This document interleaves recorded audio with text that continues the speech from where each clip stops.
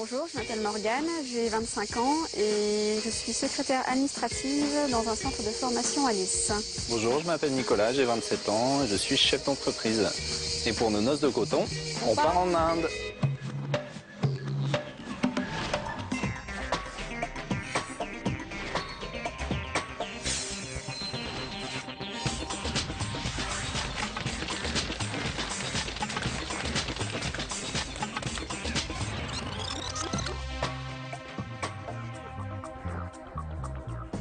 Quand je pense à l'Inde, je pense au Taj Mahal, au Gange, à Bollywood. Pour moi, l'Inde, c'est la pauvreté, les bidonvilles, aussi la pollution. C'est également les couleurs, les odeurs, tous nos sens qui sont éveillés.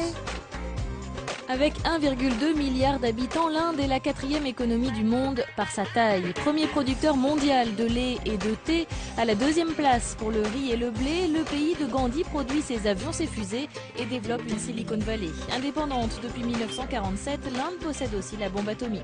C'est aussi la foule. Et les temples, les vaches sacrées.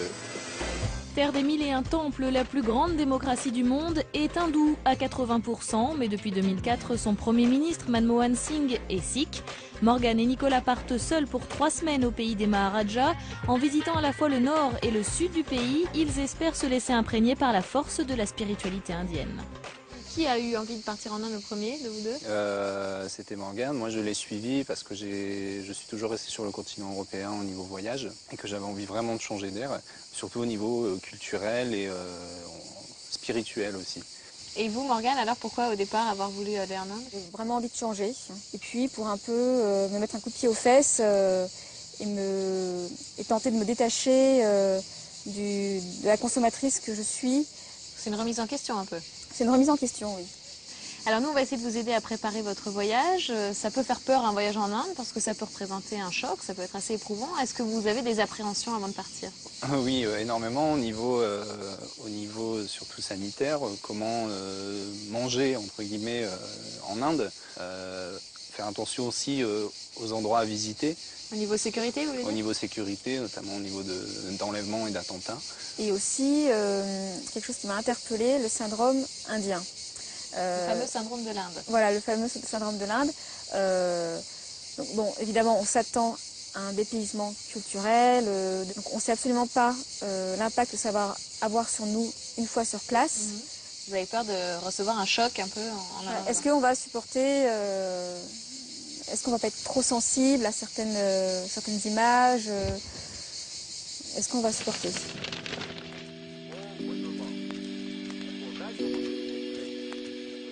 Pour répondre aux questions de Morgane et Nicolas, notamment sur les dangers de l'Inde, nous allons d'abord rencontrer Didier Sandman. C'est un voyagiste spécialiste de l'Inde. Il dirige la route des Indes à Paris.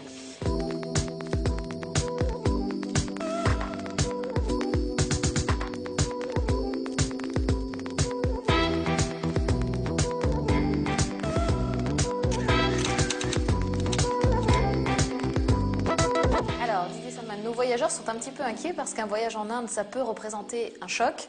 Pourquoi plus en Inde qu'ailleurs? Oui, c'est vrai, le voyage en Inde, c'est un choc parce qu'on est confronté à une culture complètement différente. Et il peut arriver que certains voyageurs perdent leurs repères. Le cliché que dès l'arrivée en Inde, on va être assailli par une foule de mendiants, ça c'est vraiment c'est le fantasme, un des grands fantasmes sur l'Inde. Qu'est-ce qu'on se prend en pleine figure quand on arrive en Inde? La première chose, c'est la chaleur, le bruit, la foule, la circulation qui est parfois infernale dans les villes depuis quelques années. C'est vrai que l'Inde n'est pas très propre, les rues ne sont pas propres, ils sont très propres sur eux, la maison est impeccable et tout est dans la rue. Donc les gens sont fragilisés. Et comment ça se manifeste, ce qu'on appelle le syndrome de l'Inde? Eh bien, ça a été raconté par le psychiatre Régis Serrault dans Foodland. C'est des gens qui se mettent à aller très très mal et qu'il faut à un moment donné, qui doivent quitter l'Inde pour retomber sur leurs pieds.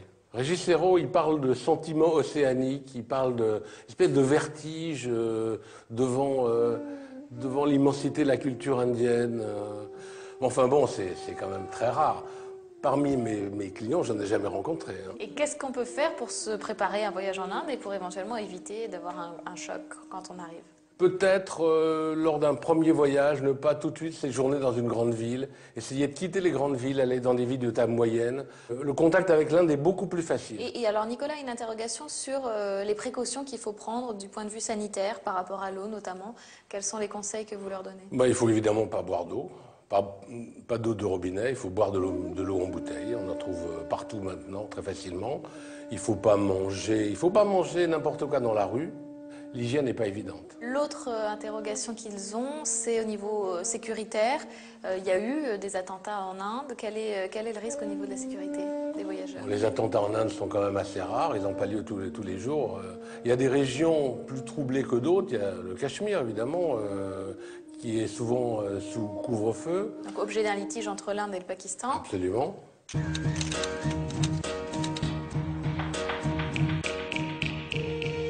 Il y a des provinces ou des États de l'Est de l'Inde où se développe une révolte dite naxalite, c'est-à-dire maoïste, où de toute façon on ne va pas parce qu'il n'y a pas grand-chose à voir. Mais dans la plupart des endroits où vont les voyageurs, c'est-à-dire le Rajasthan, l'Inde du Sud, le Madhya Pradesh, le Gujarat, il n'y a aucun problème.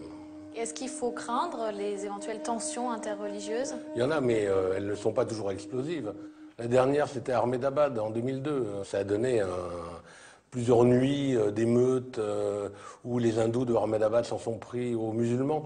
Mais ce n'est pas le quotidien de l'Inde du tout. Est-ce que l'Inde, d'après vous, réveille les élans mystiques des voyageurs? Ah, ça, c'est sûr. Absolument. L'Inde est un lieu où la spiritualité est partout. Et les lieux les plus forts de l'Inde, ce sont pour moi les lieux religieux. Oui, les lieux de pèlerinage. Des endroits comme Haridwar, comme Bénarès, les grands temples du Sud. Merci beaucoup. Merci Olivier Sandman. Moi, c'est quelque chose qui m'interpelle, qui m'a toujours un peu interpellé. La religion dans différents pays, que ce soit l'Inde ou d'autres religions, de découvrir vraiment leurs croyances, les cérémonies qu'ils peuvent avoir par rapport à ces croyances, qui vont être totalement différentes de ce qu'on va trouver dans la religion catholique.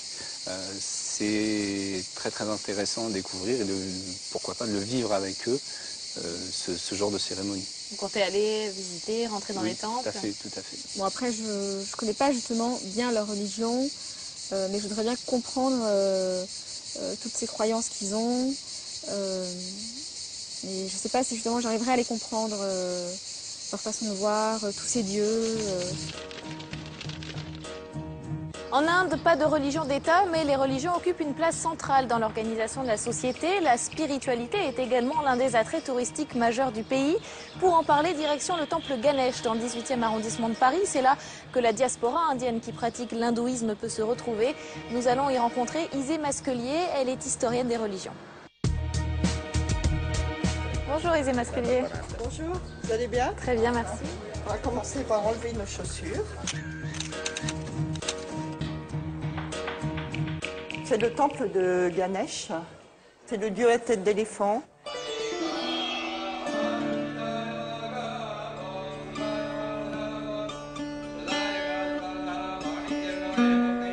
Alors, il y a beaucoup de variantes des cérémonies selon les divinités et selon les régions de l'Inde. Les éléments principaux, c'est la vénération de la divinité par des offrandes qui sont des offrandes végétales, de faire par les prêtres le rite qu'on appelle de l'arati. C'est celui qui consiste à entourer la divinité de lumière. Donc l'hindouisme est un polythéisme. Ça veut dire qu'il comporte plusieurs divinités. Les divinités principales, le dieu Shiva, le dieu Vishnu et la déesse qui va prendre des formes très diverses. Mais On ne sait pas combien il y a de divinités en tout? Non, même les Indiens ne le savent pas. Les hindous disent que l'Inde est le royaume des 33 millions de dieux. Alors, je crois qu'il faut dire aux voyageurs qu'il ne faut pas qu'ils cherchent à comprendre tout de suite. D'abord, il faut regarder. C'est un monde où le sensible est au service du sacré. Et il y a énormément de couleurs, de parfums, de sons.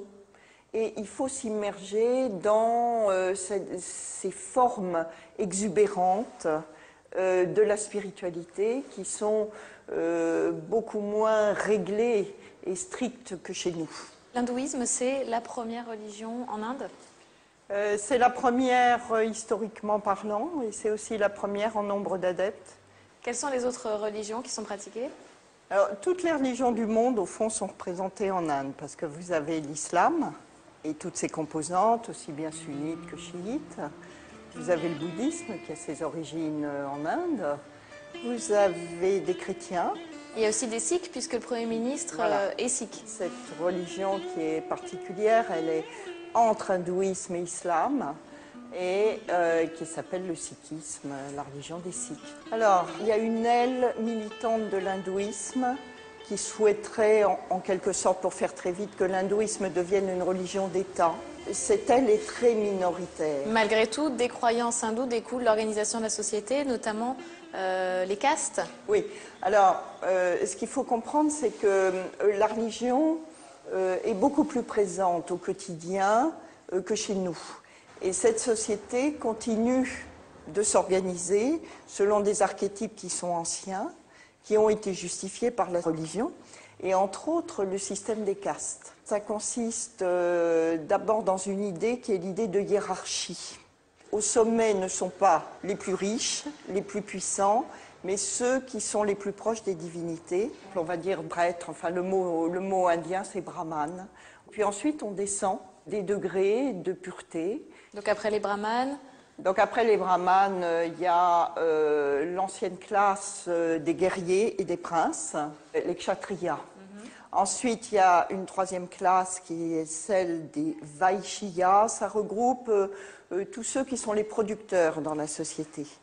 Et puis en dessous viennent le grand groupe des serviteurs, ceux qu'on appelle les shudras. Et puis il y a les gens qui sont en dehors du système, ceux qui sont hors classe ou hors caste. Les intouchables. Merci beaucoup, Isée Masquelier. Je vous en prie. Merci. Ça, c'est vraiment assez étonnant, ce système de caste qui base sur la pureté. C'est vraiment assez... Moi, ça me surprend. Et du coup, sur l'organisation de la société en général, vous avez des questions? Que fait le gouvernement pour pallier à ces différences? La place de la femme aussi. Ouais. Quelle place la femme indienne occupe-t-elle dans la société? Parce que par rapport à ce que j'ai pu lire, différentes choses sur Internet et à travers les différents guides, savoir notamment que lorsqu'on est reçu dans une famille indienne, que la femme ne soit pas avec nous lors du repas. Donc ça, c'est assez étonnant de voir ça. Vous avez à cœur de respecter les pratiques? Aussi bien au niveau des tenues vestimentaires qu'au niveau du comportement à avoir, à adopter. En tant que couple aussi, bon, paraît-il que c'est très mal vu de s'embrasser dans un lieu public. Bon, évidemment, je pense qu'on restera assez discret, hein, le but c'est pas de provoquer. L'Inde a beau être la plus grande démocratie du monde, la société indienne est encore régie par de nombreux archaïsmes et inégalités. On va en parler avec Vaiju Naravan, c'est une journaliste indienne, elle vit à Paris depuis plus de 10 ans.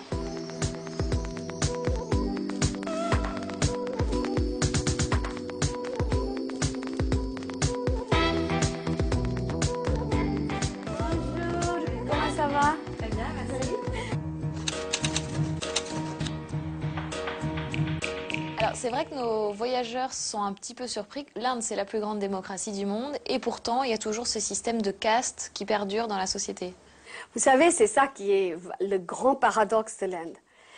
Selon la Constitution, on a aboli les castes. Mais c'est un système qui est là depuis 5000 ans. Et la démocratie date d'il y a 62 ans. C'est vrai que c'est inégal parce que aussi votre caste définit tout.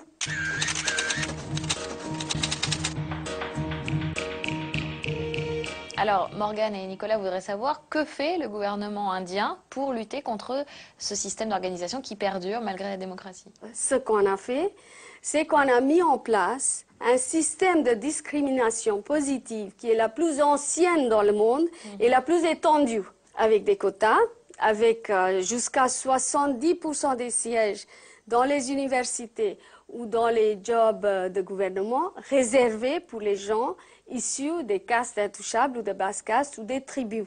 Par exemple, l'État le plus grand de l'Inde, Uttar Pradesh, est aujourd'hui dirigé par une femme qui est un Dalit. Et sans les partis Dalits ou les partis de basse caste, on ne peut plus faire un gouvernement au centre. Mais malgré tout, les discriminations persistent. Quelles sont les conditions de vie pour les ex-intouchables, en tout cas pour ceux qui sont toujours parmi les intouchables? Ça dépend des individus. Souvent, bon, il y a des brahmins et des intouchables qui ne parlent absolument pas de caste, surtout dans les grandes villes où les gens mangent ensemble, ils se côtoient, ils sont amis, etc. Dans les villages, c'est encore beaucoup plus restreint. Il y a des problèmes. Les intouchables, dans certains villages, n'ont pas le droit d'entrer à l'intérieur de temples. Ils doivent faire leurs obéissances de l'extérieur. Nicolas, lui, s'interroge là-dedans sur la place de la femme, parce qu'il a lu, par exemple, que si on est invité dans une famille indienne, la femme peut rester à côté, regarder les autres manger et ne pas partager le repas. Oui. Quelle place occupe la femme, en fait, en Inde? Parce que, vous savez, par exemple, assez paradoxal. D'un côté, vous avez des femmes qui sont très éduquées, extraordinairement dynamiques, très innovatrices. De l'autre côté, vous avez des pauvres femmes Dalits qui sont super exploitées. Donc il y a des deux extrêmes. Et on tue toujours les petites filles en Inde à la naissance? C'est toujours considéré comme mauvais sort d'avoir une petite fille? C'est-à-dire, votre fille va grandir, elle va se marier, elle va aller chez quelqu'un d'autre. Pourquoi l'éduquer? Pour qu'elle gagne de l'argent pour les autres et ça va vous coûter très cher. En plus, il faudra donner une dot. C'est ça la mentalité. Il y a beaucoup de campagnes qui ont été lancées récemment, y compris par les grands acteurs de Bollywood qui parrainent ce genre de campagne. Mais c'est long. C'est long, difficile. Ouais. Et malgré tout, la femme, dans certaines régions ou dans certains endroits, reste inférieure à l'homme. Oui, nettement. On continue à être une société extrêmement patriarcale. Et alors, Morgane est très soucieuse de bien respecter les règles quand elle sera en Inde et de ne pas choquer. Quel comportement il faut avoir quand on est une femme, quand on est en couple également? Vous savez, les Indiens sont assez conservateurs et assez pudiques. On n'aime pas voir les gens se donner des baisers dans la rue, etc. Il faut qu'on s'habille d'une manière, entre guillemets, correcte. Pas trop dénudée. Et alors, quand on mange, comment il faut se comporter? Main droite. On mange toujours avec la main droite? Oui. Alors, c'est très difficile pour les gens qui sont gauchers. Et j'espère que vos voyageurs ne sont pas des gauchers. Mais je vous ai préparé un petit thali ici. Vous avez deux côtés. Le côté noble, qui est toujours côté droite, et le côté inférieur, qui est côté gauche. Ici, vous avez des condiments et des choses crues. C'est pour ça qu'ils ne sont pas considérés purs, parce qu'ils n'ont pas été purifiés par le feu. D'accord. Donc, vous commencez d'abord avec le riz, et puis vous pouvez faire tous les mélanges que vous voulez selon votre gré. Et là, ce sont des petites galettes frites qui s'appellent des pourris, qui sont faits avec de la farine complète. Et qu'est-ce qu'on fait de la main gauche alors? Vous faites absolument rien. Voilà, vous mangez que avec votre main droite. D'accord, merci beaucoup. De rien. J'ai pu voir dans le guide qu'on pouvait partir sur le Gange en bateau. Tu te sens capable d'aller sur le Gange? Oui, moi sans aucun problème. Ouais, il faut discuter parce que bon, ça me fait un peu peur.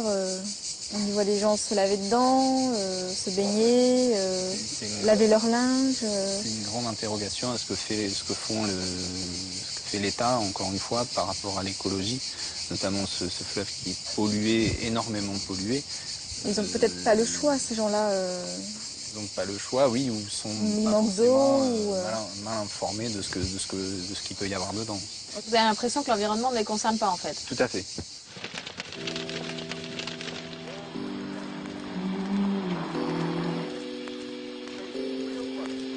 Et oui, la protection de l'environnement n'est pas vraiment une priorité pour l'instant en Inde, quatrième puissance économique par sa taille, membre du groupe des pays émergents qu'on appelle les BRICS. Pour l'instant, la croissance économique passe devant l'écologie. Et même si le pays est signataire du protocole de Kyoto, il est classé parmi les derniers à l'indice de performance écologique. On va en parler avec Mira Kamdar. Elle est chercheuse au World Policy Institute. Elle est l'auteure de Planète India.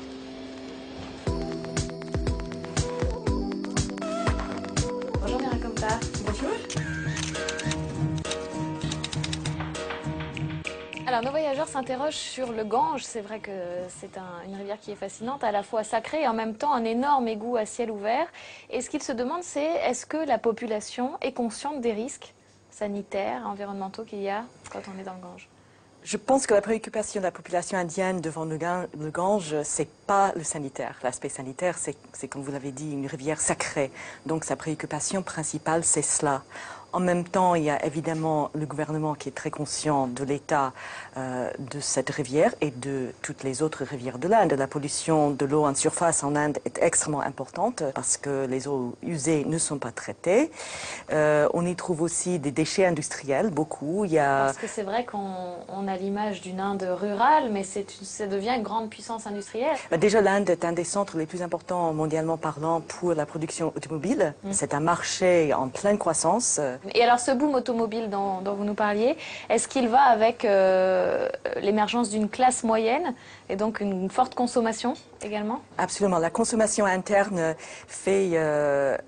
domine la donne économique en Inde. C'est ce qui fait sa force en ce moment. L'Inde a été notamment très peu touchée par la crise mondiale économique fiscale de 2009-2010. Et cette classe moyenne est très, très avide d'automobiles, de climatiseurs, de réfrigérateurs. Et donc ces industries-là sont en plein boom aussi. Donc ça n'arrange pas la pollution, ça? Ça n'arrange pas forcément la pollution, enfin, si la mise en place de ces industries ne sont pas accompagnées par des mesures pour protéger l'environnement.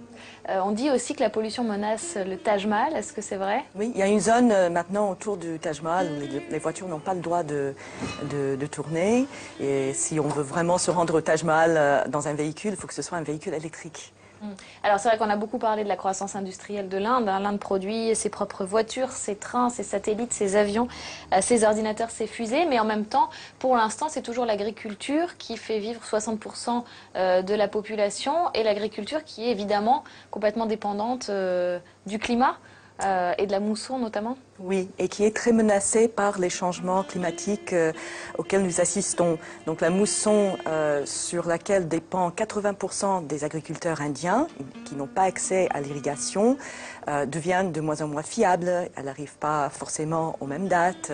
Elle arrive soit avec trop d'eau, soit avec pas assez. C'est la raison pour laquelle le gouvernement indien, avec ses grands groupes, est en train de s'approprier des terres agricoles en Afrique pour satisfaire aux besoins de cette population très importante. Et aussi pour satisfaire ses besoins, l'Inde a énormément développé les OGM. Le gouvernement, avec les grands groupes et avec l'appui des États-Unis notamment et le groupe américain Monsanto, pousse pour les OGM comme solution à la fois à une population croissante et au dérèglement climatique. En même temps, il y a une résistance très importante en Inde citoyenne, résistance si importante que le gouvernement indien a déclaré l'an dernier un moratorium sur la diffusion du premier légume OGM développé en Inde, l'aubergine. L'Inde est signataire du protocole de Kyoto, mais l'environnement, c'est pas la priorité pour le gouvernement indien pour l'instant. C'est-à-dire que la position du gouvernement indien, c'est qu'il n'est pas prêt à sacrifier la croissance économique pour sauvegarder l'environnement. Ceci étant dit, l'Inde est quand même un pays qui a un ministère des énergies non conventionnelles. Elle est très consciente qu'il faut développer ça en même temps de construire des centrales à charbon, ce qu'elle fait également. Merci beaucoup Mira Kamdar. Je vous en prie, merci.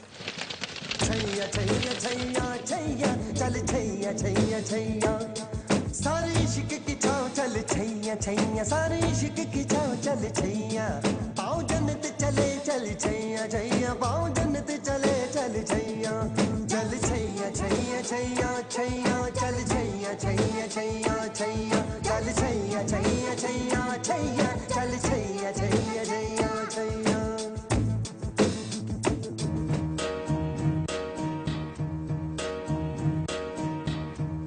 Le cinéma est l'une des formes de distraction les plus populaires en Inde. Chaque année, près de 1000 longs métrages y sont produits, ce qui en fait le premier producteur de films au monde devant les États-Unis. Une bonne partie de ces tournages a lieu à Mumbai, Bombay, ce qu'on appelle Bollywood. On va en parler avec Vijay Singh, c'est un cinéaste indien qui vit à Paris.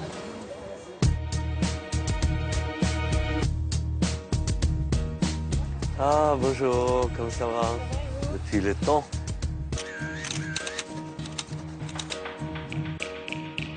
Vijay Singh, qu'est-ce que ça représente Bollywood? C'est la première, aujourd'hui c'est la première industrie cinématographique au monde?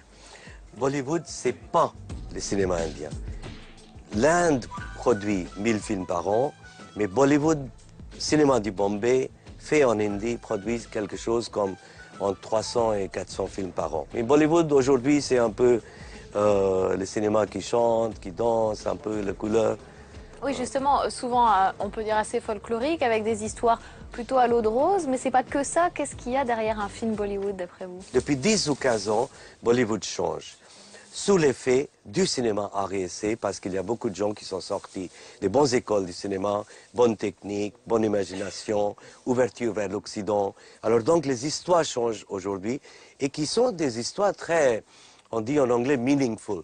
Qui ont un sens, oui. Qui ont un sens. Il n'y a rien dans le monde qui projette mieux cette histoire des émotions du peuple indien que ces chansons, que ces films. Je pense que la musique, est quelque part, ça fait partie de l'âme indienne même.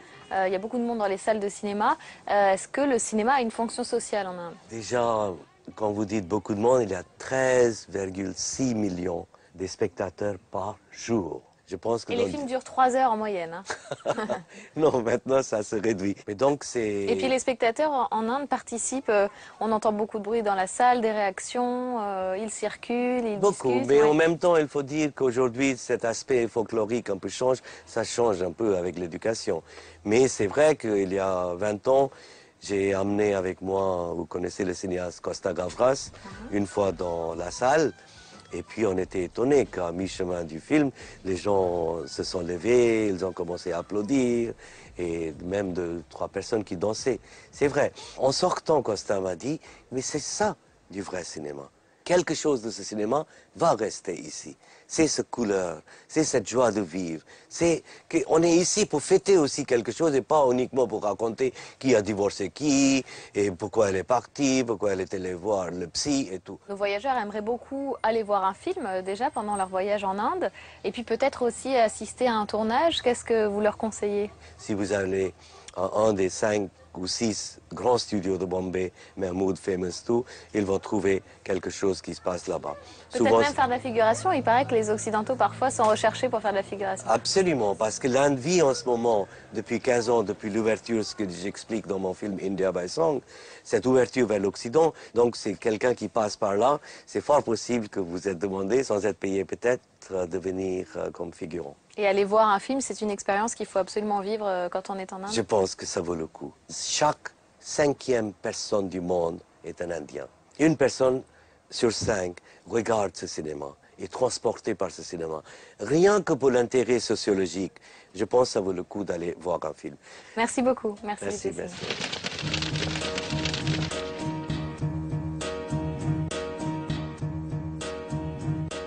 Donc ça y est, tout est prêt, vous avez toutes les informations qu'il vous faut? Tout est prêt. oui. Et bien moi je suis rassurée par rapport au syndrome de l'Inde, puisque le voyagiste l'a bien dédramatisé, donc ça va. je pars sereine. Moins inquiète. Bah justement, voilà de quoi finir de votre préparation dans l'avion.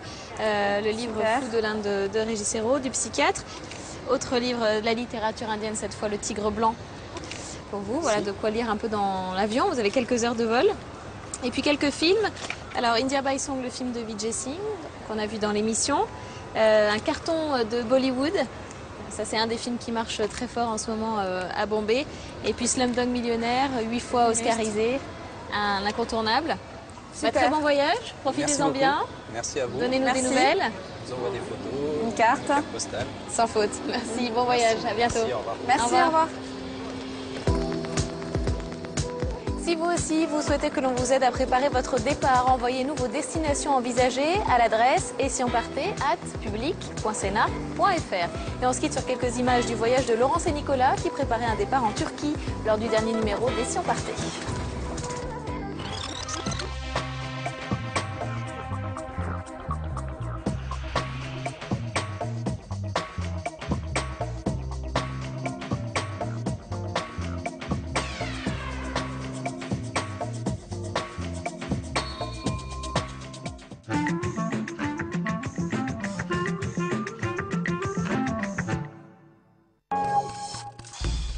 Le 25 septembre.